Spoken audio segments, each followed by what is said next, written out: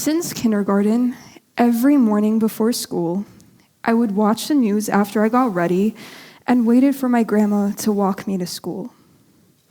This became our daily ritual, and after 2 years, I was hooked as to how words can have such a crucial impact on the way we perceive things. The journalists' emotions and the sense of urgency they had when they delivered breaking news made me realize that whatever they were talking about was incredibly important. And honestly, for a young kid like me, it felt overwhelming at times. The more impacted I became by the news, the more aware I became of bias in the media. I started being more selective about my news sources. My family and I always have conversations at dinner, and it's during these moments where I learned that the opinions of others matter just as much as yours do. I realized that as dangerous as controversy in the media is, this is what makes our world so unique, as no two voices think the exact same way. From its very creation, journalism appeared as though it would just keep growing, reaching anyone who had access to it. That is, until social media started taking over as a major news source, helping create the foundation for the spread of disinformation. TikTok, Snapchat, and Instagram are just some of the many platforms that target people with their algorithm, which I call the fabricated feed. Not that there isn't any bias in the media outlets we watch, but with the fabricated feed, our very own scrolling patterns have made it even more difficult to decipher what is truthful. We have this tendency to just swipe through reels we don't like or blog out ideas we don't want to hear because we're afraid deep down that it's going to hurt us or burst our bubble. Or maybe we just choose to ignore what we dislike anyways.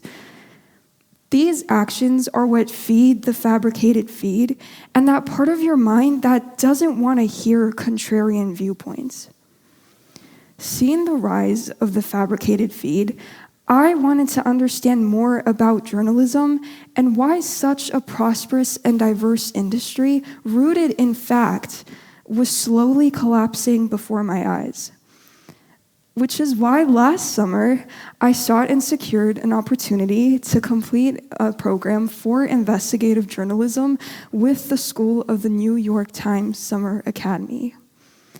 During my time there, I met many accomplished journalists and editors who covered a wide range of stories, from labor issues in Manhattan to the violation of human rights during protests to scandals regarding municipal politics. With these individuals, I was able to discuss the decline of public interest in the media. When I asked whether they thought that this decline would make it difficult for aspiring journalists to land a job in the field, they answered yes. Now, what stood out to me was when I asked if the main priority of a news organization was to find a way to earn back the public's trust. Now, I expected them to say yes, because to me, it seemed like the obvious response, but instead, they replied with no. I was completely astounded, thinking, how could this not be a priority? If people don't trust the news, then they turn to unreliable sources on social media that feed on what they want to hear, hence the fabricated feed. That's the time I realized that disinformation is about manipulating you and keeping you entertained while making you think only one way.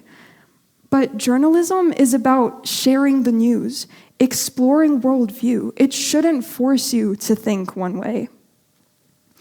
I realized that while I was becoming incredibly captivated by journalism, the world was slowly disconnecting itself from it.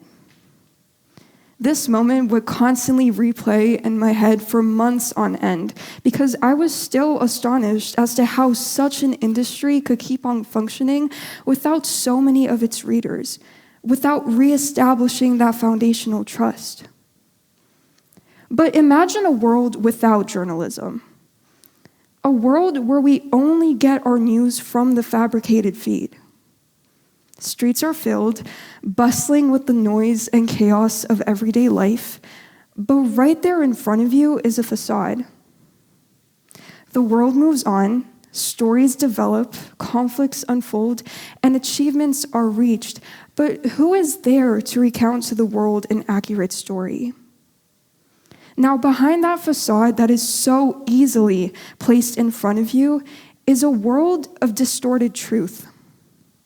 Individuals hooked to their phones nonstop, interested in hearing what the fabricated feed spews out at them.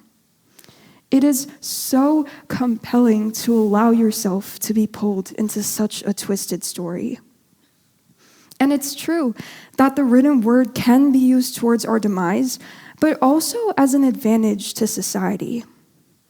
Journalism is a craft that has helped carry us through many challenging times while exhibiting to us a side of the world that we never thought we would see. It's imperative in today's society because it allows us to come face to face with versions of the truth that might not be ideal to us, but is the reality for many. Which leads us to this following challenge: determining whether the story is actually true. How do we really know what's true? Well, we don't always know, but that's the difference between journalism and disinformation, however much they collide today. Journalism is about exploring worldview, whereas disinformation holds such a tight grasp on you with the fabricated feed and manipulates you without you even realizing it sometimes that it's happening. While dangerous, this uncertainty is what makes the world unique.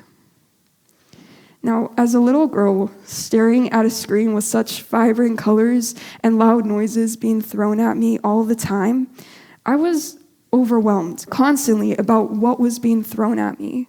And to be honest, I still am today. But now I am much more aware of journalism's true role. Not just sharing the news, but allowing us to come face to face with versions of the truth that we ignore. And this is why in the fabricated feed, there is a tale of meaning in disinformation. Thank you very much.